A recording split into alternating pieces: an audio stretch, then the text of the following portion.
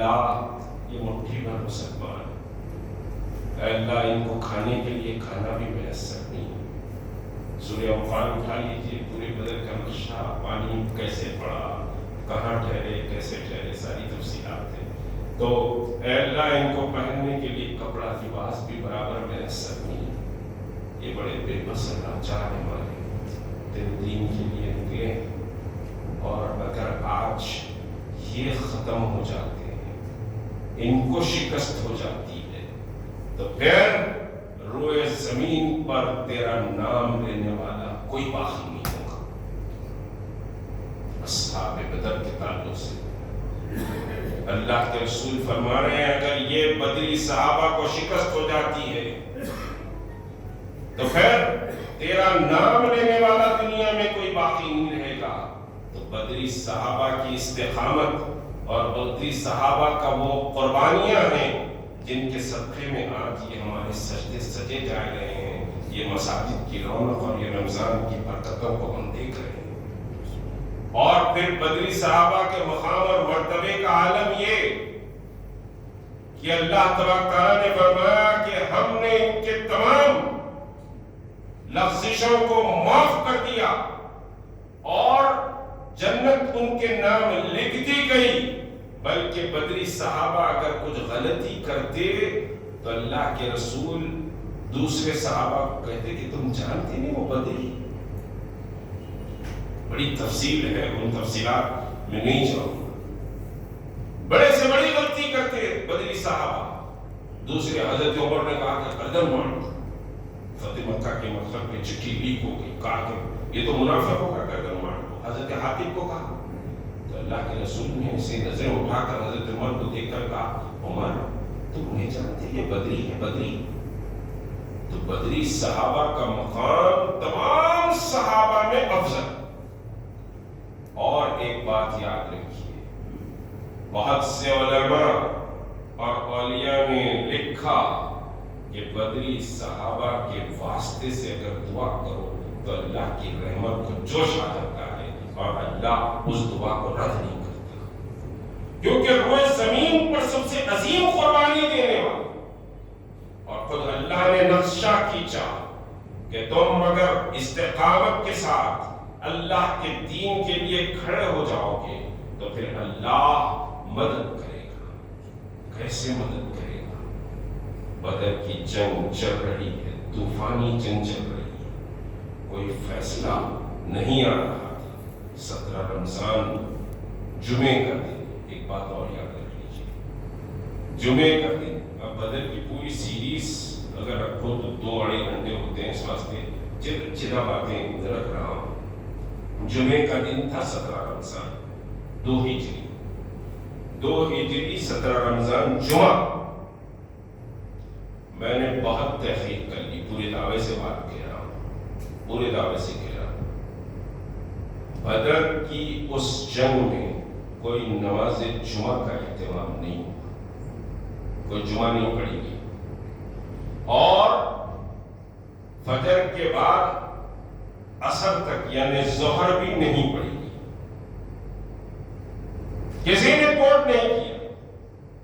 17 رمضان جمعہ اور پہلا سمجھیے کہ رمضان جو فرض روزے تو نہ جمعہ پڑھی گئی، نہ سمجھیے کہ کوئی نماز پڑھی گئی۔ اور ایک بات کہوں، اللہ کے رسول نے حکم بھی دے دیا کہ کوئی روزہ نہیں رہے گا۔ 17 کو کوئی روزہ بھی نہیں رہے گا۔ اسی طرح جب فتح مکہ کے لیے آپ نکلے 10,000 کے لشکر کو لے کر، 20 رمضان کو مکے کی فتح ہوئی، آپ 10 رمضان کو مکے سے نکلے تھے، تو آپ نے روحا کے مقام پر سب کو روکا اور کہا کہ سب روزہ کھول لیں، کیونکہ جہاد میں روزہ رکھنا ضروری ہے۔ جہاد، اب جہاد کی افضلیت کی بہت سی سمجھے کہ حدیث ہیں، اس پوری تفصیلات میں نہیں جاؤں گا۔ تو 17 کو نہ کوئی روزہ تھے نہ جمعہ پڑھی گئی، تو آپ اس سے اندازہ لگائیے کہ بدر کی کتنی بڑی اہمیت تھی، کتنی بڑی اہمیت تھی اس بدر کی جنگ کی۔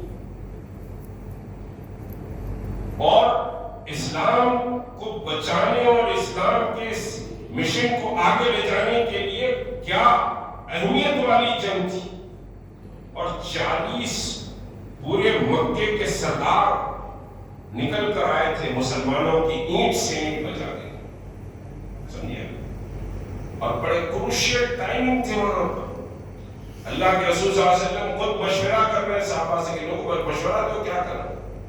مدینے کو اگر اللہ کے رسول جاتے تو ابھی مدینے میں مسلمان اسٹیبل نہیں ہوئے، اب ابو جہل کا لشکر مدینے پہ اٹیک کرے گا تو وہاں جو منافقین ہیں، جو یہودی ہے، جو دلال ہیں، وہ سارے سمجھے کہ اسلام کے خلاف ان کو ایک انرجی مل جائے گی اور مدینے میں مسلمانوں کے قدم جو جم رہے ہیں وہ اکھڑ جائے گا۔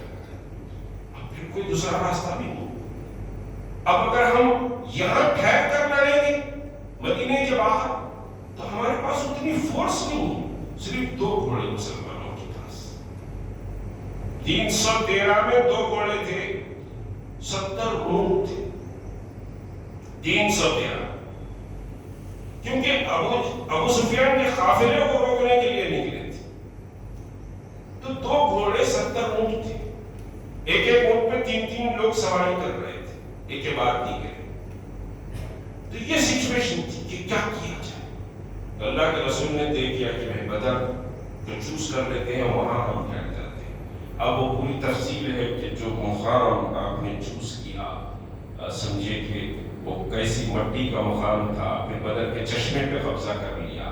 اب پھر فراست نبوی صلی اللہ علیہ وسلم یا وہ صلی اللہ علیہ وسلم کے پریزنس آف مائنڈ کو آپ سمجھے کہ سمجھنے کی کوشش کریں کہ اب دشمنوں کی تعداد کتنی ہے وہ معلوم کرنا تھا۔ حضرت سعد، حضرت علی اور ایک صحابی نام بول رہا ہوں، وہ 3 جنے بہرحال اس فراق میں تھے۔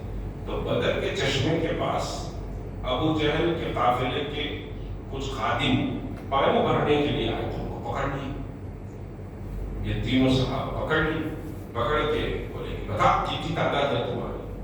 انہوں نے ہم کو نہیں معلوم صاحب، ہم تو خادم ہیں، ہم تو غلام ہیں۔ اور پھر ابو جہل، ابو لہب، عتبہ، شیبہ، ابو البختری، ایسے 30 خان، ان کا ایگو، ان کی شان، ان کی شوکت بے پناہ تھی۔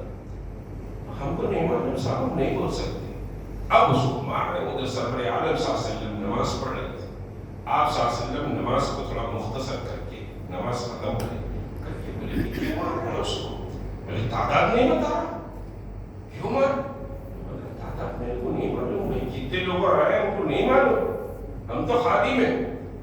قرآن جائیے محمد رسول اللہ صلی اللہ علیہ وسلم، کیا پریزنس آف مائنڈ، کیا حکمت، کیا دانائی۔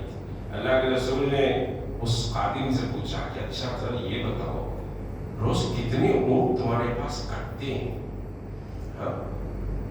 اس نے کہا کہ کبھی وہ حسین صلی اللہ علیہ وسلم کو بھی نہیں پہچانتا، اس نے کہا کہ دیکھو کبھی سمجھے کہ 10 اونٹ کٹتے ہیں، کبھی 100 اونٹ کٹتے ہیں، اور کبھی 90 اونٹ کٹتے ہیں۔ تو آپ صلی اللہ علیہ وسلم نے کہا کہ ٹھیک ہے چھوڑ دو، ان کی تعداد 900 سے 1000 کے درمیان ہے۔ آپ نے کیلکولیشن کیا کہ ایک اونٹ اتنے لوگ کھا سکتے ہیں، تو لہٰذا اتنا، اب ایک چاول کا تھیلا ہے اتنے لوگ کھاتے ہیں، کتنا ہوتا ہے اتنا، تو اتنے لوگ کی دعوت ہو۔ تو یہ سمجھیے، تو حضرت علی جیسے دانا بھی وہاں پر فیل ہو گئے۔ اللہ کے رسول نے کہا کہ بھائی ان کو چھوڑو، ہم کو تعداد معلوم ہوگی۔ تو ایک بہت ہی سمجھیے کہ پریزنس آف مائنڈ اور ڈپلومیسی کے تحت یہ ساری یہ جنگ لڑی گئی۔ جگہ کو جو چوز کیا گیا، کہا گیا کہ صحابہ نے مشورہ کیا کہ بھائی یا رسول اللہ ہم اوپر ٹھہرتے ہیں، دشمن کو نیچے کے حصے پہ ٹھہرنے دیجیے، نیچے کا حصہ ریگڑ کا حصہ، اوپر کا حصہ کنکریٹ کا حصہ۔ اللہ نے پانی برسایا، پورا ذکر سورہ انفال میں کہ ہم نے تم کو پاک کیا، تمہارے جسموں کو سمجھے کہ انرجی دے دی، اور تم سمجھے کہ دل کھول کر پانی کا بھی بس نہ تھا، پانی پینے کے لیے، کھانا کھانے کے لیے نہیں۔ تو یہ سارا سمجھے کہ حکمت عملی، اور سارا دن جنگ ہوئی، عصر کا وقت ہے۔ آخری بات کہتے بات ختم کروں کہ پوری جنگ دھندناتے میں چل رہی ہے، اللہ کے رسول کو ایک عریش مقام بنایا گیا ہے اور فرمان جاری۔ صحابہ نے کہا یا رسول اللہ ہمارے ساتھ پورے لڑاکو لوگ تو آئے نہیں، لڑنے والے تو آئے نہیں، اور سمجھیے کہ دشمن اگر ہم پر بھاری پڑ جائے، یا رسول اللہ ہم اگر شہید بھی ہو جائیں، ہماری لاشوں کی آپ فکر مت کیجیے، یہ 2 گھوڑے ہم اوپر عریش کے مقام پر جو اونچائی پر ایک ٹیلے کے پاس سرور عالم صلی اللہ علیہ وسلم یعنی commander and chief of the war کے لیے ایک سمجھے کہ پلیس بنائی گئی تھی، یہ 2 گھوڑے وہاں رکھتے ہیں، آپ ہمارے لاشوں کو مت دیکھیے، آپ ہماری جان کی فکر مت کریے، اگر خدا نہ خواستہ ہم شکست کھا رہے ہیں، ان تیز رفتار سواری کے ذریعے آپ مدینہ چلے جائیے، لوگ آپ کی حفاظت کریں گے۔ یا اصحاب نبی کریم صلی اللہ علیہ وسلم، اب عشق نبی کی بھی ایک بات اور سن لیں۔ ایک صحابی کہ اللہ کے رسول نے سب بندی فرمائی، اللہ کے رسول نے سب بندی فرما کر کہا کہ بھائی ہم جا رہے ہیں اب میدان جنگ کی طرف، لڑائی شروع ہونے والی ہے، کسی کو کوئی اگر معاملے داری مجھ سے ہے، کوئی بدلہ کسی کا کچھ مجھ پہ رہ گیا ہے تو وہ آج سمجھیے کہ پورا کر لے، وصول کر لے۔ ایک صحابی آگے بڑھتے انہوں نے کہا کہ یا رسول اللہ، ابھی آپ جو سب بندی فرما رہے تھے، اپنی تیر سے مجھے ایسے دبایا تو میرے پیٹ میں جا کے چبھی اور تکلیف ہوئی، میں وہ بدلہ لینا چاہتا ہوں۔ ہاں، کیا عشق نبی میں ڈوبے ہوئے صحابہ اور کیا ان کا ایمان اور کیا ایمان کی کسوٹی تھی، سب پریشان ہو گئے، یہ کیا یہ ٹائم ہے خانہ بات کر رہا۔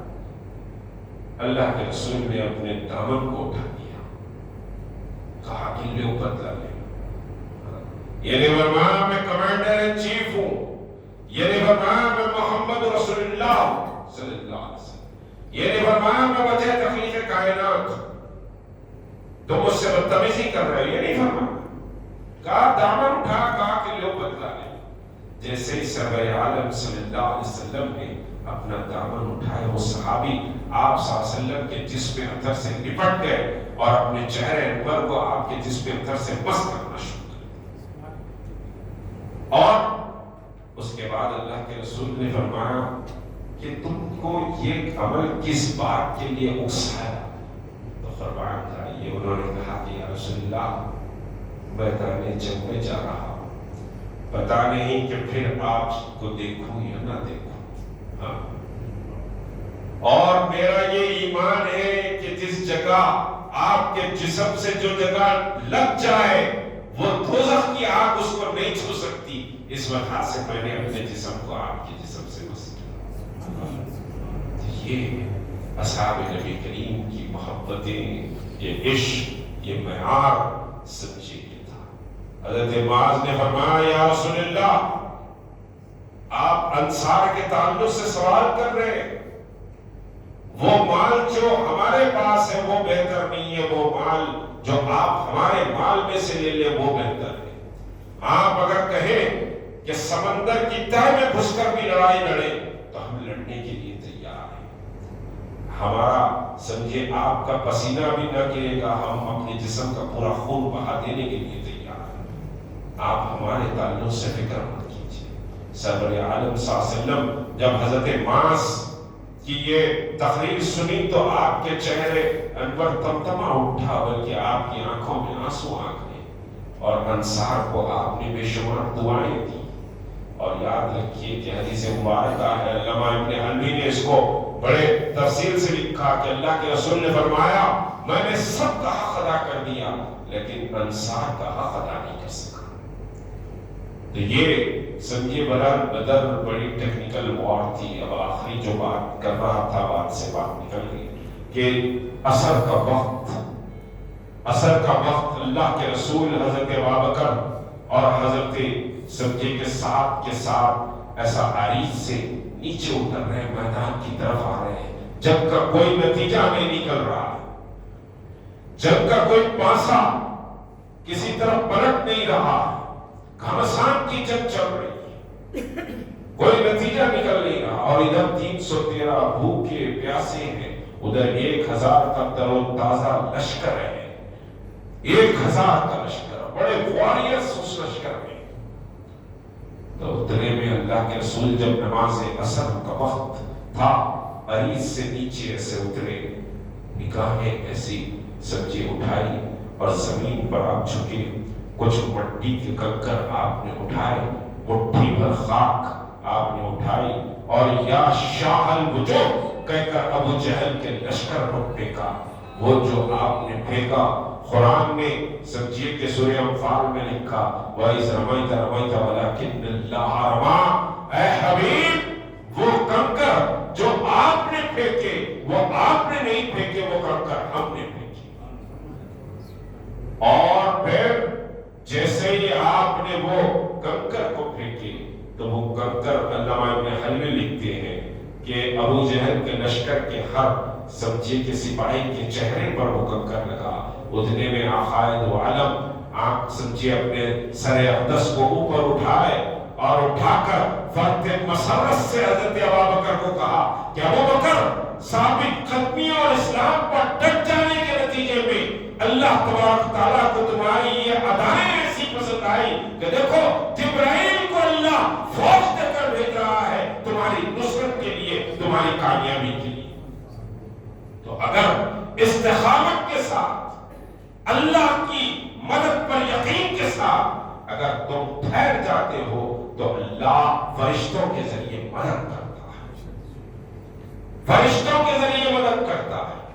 اور دنیا کی تاریخ گواہ بھی ہے، بہت سے سمجھے خود یہ طالبان کی جنگ کے بے شمار واقعات ہیں جو آپ کے سامنے رکھ سکتا ہوں کہ اللہ نے کیسے مدد کی۔ تو جب استقامت کے ساتھ ٹھہر جاتے تو اللہ کا یہ وعدہ ہے، اللہ نے قرآن میں وعدہ کیا کہ جب تم استقامت سے ٹھہر جاؤ گے تو پھر اللہ فرشتوں کے ذریعے تمہاری نصرت کے سامان پیدا کرے گا۔ تم ٹھہر کر تو دیکھو، تم ٹھہر کر تو دیکھو۔ آج حلال کا مسئلہ، شریعت کا مسئلہ، تہذیب کا مسئلہ، تمدن کا مسئلہ، دین کا مسئلہ، مسجدوں سے اذانوں کا مسئلہ، ہم سمجھتے ہیں کہ یہ آگ وہاں لگی ہوئی۔ یاد رکھیے کہ یہ آگ ہمارے اس محلے تک پہنچنے میں دیر نہیں لگی۔ میں اس وجہ سے بتایا انما المؤمنون اخوہ، کہ ایک مسلمان دوسرے مسلمان کے سگے بھائی کے برابر ہے۔ مسائل یہ جو ہے، یہ جو چیلنجز ہے، خالی افسوس کرنے یا سوشل میڈیا پر سب یہ بات فارورڈ کر دینے سے مسائل حل نہیں ہوں گے۔ کھڑنا پڑے گا، اسٹریٹجی بنا پڑے گا، حکمت عملی بنانا پڑے گا۔ اور مال اس وقت بکاؤ نظر آتا ہے۔ ہماری بڑی بڑی تحریکیں اور تنظیمیں کہاں کہاں کس طرح جا کر چھپ گئی ہے مجھے معلوم ہے۔ سمجھوتے کی پالیسی اپنائی جا رہی اور سمجھ رہے ہیں کہ سمجھوتا کرنے سے بچ جائیں گے، یاد رکھیے مٹا دیے جائیں گے۔ وَقُلْ جَاءَ الْحَقُّ وَزَهَقَ الْبَاطِلُ إِنَّ الْبَاطِلَ كَانَ زَهُوقًا، کہ حق بلند ہونے کے لیے ہے، باطل مٹنے کے لیے ہے۔ اور تم باطل سے اگر سمجھوتا کرو گے، باطل سے اگر خوف زدہ ہو جاؤ گے تو تم مٹ جاؤ گے۔ یہ اللہ کا سمجھیے کے ساتھ نظام ہے۔ دین سمجھوتے کا نام نہیں، کمپرومائز کا نام نہیں ہے۔ رسول بھوکے رہے، رسول نے اپنے جسم اطہر سے خون زمین پر گرایا اس دین کی خاطر، اپنے رندان مبارک شہید ہو گئے کر لیے اللہ کے رسول نے اس دین کی خاطر۔ تو یہ دور چوکس اور چوکنا رہنے کا دور ہے، اور آپس کے اختلافات کو مٹا دینے کا وقت ہے۔ عقائد کی بنیاد پر خدا را سمجھے کہ ایک دوسرے کی پگڑی مت اچھائیے۔ وَاعْتَصِمُوا بِحَبْلِ اللَّهِ جَمِيعًا وَلَا تَفَرَّقُوا، میرا عقیدہ اہل سنت ہے تو میں اپنی پوری طاقت سے اس پر رہوں، لیکن میں دوسرے عقیدے والے کو گالی نہ دوں، اس کو اپنی شناخت کے ساتھ دین میں رہنے دیجیے۔ ہر عقیدے والے کو اپنی شناخت کے ساتھ رہنے دیجیے، لیکن امت کی وقار اور امت کی بقا کے لیے سب کو منظم ہونا پڑے گا، سب کو متحد ہونا پڑے گا۔ میری شناخت پر کوئی اگر سمجھے ہاتھ ڈالتا ہے کہ نہیں آپ کا عقیدہ غلط ہے تو پھر وہ شخص غلط ہے۔ اپنی شناخت کے ساتھ اتحاد کے راستے تلاش کریں۔ بہت خطرناک وقت ہے، بہت مشکل وقت ہے، اور یاد رکھیے کہ فلاں فلاں فلاں پر تکیے کر کے بیٹھا نہیں جا سکتا. مسلمانوں کے متحدہ فورم بھی آج سمجھے کہ بے دقت ہو کر رہ گئے, کمزور ہو کر رہ گئے.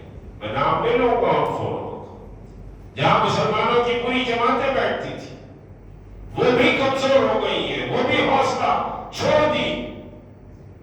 آج ضرورت اس بات کی ہے کہ ہم سمجھیے کہ غور و فکر کریں. اور اس سلسلے میں آپ کو بات بتاؤں, بات ابتدا میں ملین مارچ کی میں نے کر دی تھی کہ ملین مارچ ایسے نہیں ہو گیا, کھڑے کھڑے نہیں ہوگا. کتنے تکلیفیں اور کتنے مسائل اور کتنے مشکلات اٹھانا پڑے. خود یہ یو پی الیکشن کے بعد بڑے بازار میں ہم نے ایک جلسہ رکھا تھا اتحاد ملت, اس کا پرمیشن کینسل کیا گیا. اب پولیس کو بہرحال سمجھے بڑا خوف ہوتا ہے, پرمیشن کینسل. اس پرمیشن میں لکھا گیا کہ بھائی 31 کیسز مشتاق ملک پر ہے, 31 کیسز. تو ملین مارچ کے کریکشن کی کیسز. پھر یہیں سے اللہ کا کرم ہے کہ شان رسالت صلی اللہ علیہ وسلم کے جلوس کے لیے ہم نکلے تھے, وہ بھی کیس ایک پڑ گیا. پولیس نے کہا پرمیشن نہیں دیں گے. بولا آپ دیو مت دیو, میرے آقا کا مسئلہ ہے, میں کچھ سننے والا نہیں. ہم تو جلوس لے کے نکلیں گے, آپ کیا کرنا ہے کریے.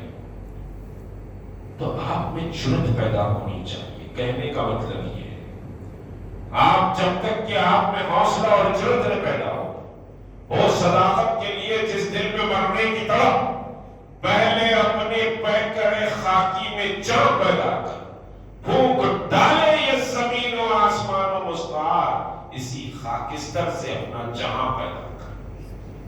تو یہ کہ پہلے صداقت پر ٹھہرنے کا حوصلہ پیدا کریں, وہ حوصلہ پیدا ہوگا. خدا کی قسم دامن محمد صلی اللہ علیہ وسلم کو اخلاص اور الہیت کے ساتھ جب تھامیں گے, سرور عالم صلی اللہ علیہ وسلم کی حیات طیبہ کو جب سمجھیں گے, تو پھر وہ اخلاص پیدا ہوگا اور پھر تقویٰ پیدا ہوگا.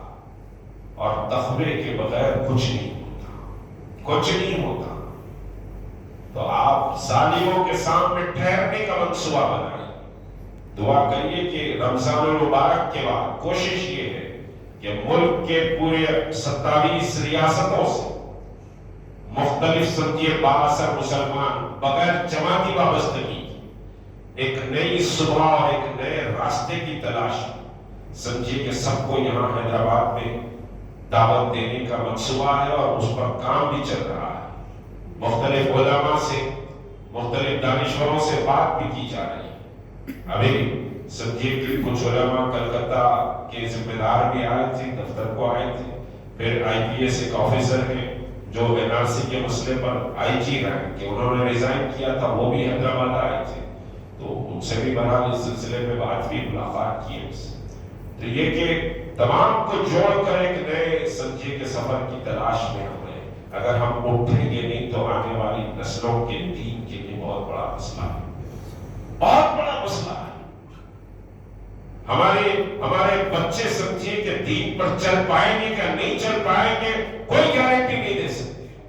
آپ سوچ سکتے تھے کہ صاحب بابری مسجد شہید ہو جائے گا, کیسے کیسے باتیں اس وقت ہو رہی تھی, اور کس کی مجال مسجد شہید کرتے کیا کیا نہیں ہوتے. میں تو سمجھے 2 بار ایودھیا جا کر آیا ہوں, گرفتاری دے کر آیا ہوں, میں جانتا ہوں کہ کیا حالات تھے. یوں بھی پورا گھوما ہے میں نے. تو یاد رکھیے یہ ڈگا مارنے سے کچھ نہیں ہوتا. عمل پیش کر غافل, اگر کوئی عمل دفتر میں ہے, عمل بنیاد. یہ سراب سے نکلیے کہ کوئی ہمارا کچھ نہیں بگاڑ سکتا. اس سراب سے نکلیے, مسجدوں کی اذان پر بات آ گئی ہے, شریعت پر بات آ گئی. بات صرف یونیفارم کی کہی گئی کہ صاحب حجاب پر یونیفارم اطلاق ہوتا ہے, لیکن لا کالج کے پرنسپلز اور لا کالج کی وومنز لیکچررز کو ریزائن کرنا پڑا. ان پر پریشر ڈالا گیا کہ صاحب آپ حجاب اتار کر کالج کو آئیں. مسلم عورت کو بے آبرو ہوتے ہوئے ہم دیکھ رہے ہیں اور تماشا دیکھ رہے ہیں. ہم واٹس ایپ کھیل رہے ہیں, سر سے آنچل کو کھینچا جا رہا ہے, لیکن ہمارے دل میں وہ تک نہیں ہو رہی, نہ ہماری زبان بدلی, نہ ہماری شام بدلی، نہ ہماری شادیاں بدلی، نہ ہماری دعوتیں بدلی، نہ ہماری ہوا بدلی، ہماری زندگی کے لیل و نہار ہی نہیں بدلے، تو بہت خطرناک دور آنے والا ہے۔ میں کہہ رہا ہوں کہ ہم کو اٹھنا پڑے گا، امت کی حیثیت سے کھڑے ہونا پڑے گا، بحیثیت امت کھڑے ہونا پڑے گا۔ میں کوئی سمجھیے کہ سیاسی بہرائے میں بات کرنا نہیں چاہتا، اس سے کچھ ہونے والا بھی نہیں۔ امت کی حیثیت سے کھڑے ہوئیے تو حالات کا مقابلہ کر پائیں گے، نہیں تو پھر حالات کا مقابلہ بہت مشکل ہے۔ کیا کیا تباہی اور بربادی آپ کے منہ میں لا کر حرام گوشت ٹھوس دیا جائے گا کہ کھاؤ تو گوبر نہیں کھلایا گیا مسلمانوں کو نارتھ انڈیا میں، مسلمانوں کے ہاتھ پاؤں بند کر کے اس کے منہ میں گوبر نہیں ٹھوسا گیا، بے تحاشا ان کا ہاتھ پاؤں بند کے مارے نہیں گئے۔ اور آج ساؤتھ انڈیا میں کرناٹک ایک ایسا جمپنگ گراؤنڈ، ایک ہندوتوا کی لیبارٹری بن رہی ہے۔ کرناٹک سے خالی ایسا ہوا چلے تو تلنگانہ میں آ جاتی۔ آپ سمجھ رہے ہیں کہ آپ محفوظ ہیں، ملک کا کوئی حصے کا مسلمان محفوظ نہیں، نہ دین محفوظ ہے، نہ تہذیب محفوظ ہے، نہ شریعت محفوظ ہے، نہ اس کی شناخت محفوظ ہے۔ اور اس کے لیے اگر آپ سوچیں گے نہیں، تبدیلی نہیں پیدا کریں گے، تو پھر کوئی آسمان سے اتر کر آ کر کوئی مدد کرنے والا نہیں۔ آپ کھڑے ہوں گے قوت و طاقت سے تو اللہ آسمان سے فرشتوں کا نزول کرے گا۔ یہ کیا ہے جو طہارت کے فلسفے سے ناواقف ہے؟ آپ کے دین کو ختم کر سکتے ہیں، لیکن اگر آپ نہیں کھڑے ہوں گے تو ختم ہو جائیں گے۔ رشیا میں ہوا، اسپین میں ہوا، بڑی بڑی مساجد ویران پڑی ہوئی ہیں آج۔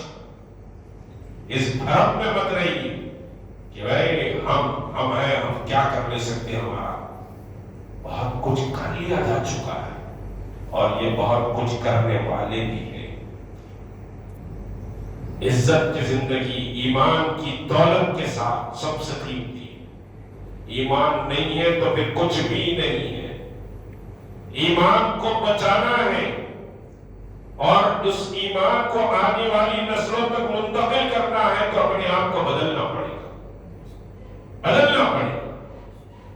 اور جب تک کہ بدلنے کی نیت اور حوصلہ نہیں کریں، ایک دوسرے کی ٹانگ کھینچنا چھوڑ دیں، ایک دوسرے کے اعتماد کے ساتھ سمجھیے کہ واقعی ہے، معاملی باتوں میں پولیس تھانوں کو مت چاہیے، اپنی مسجدوں میں بیٹھیے، ذمہ داروں کو بٹھائیے، یہاں مسئلوں کو حل کریے۔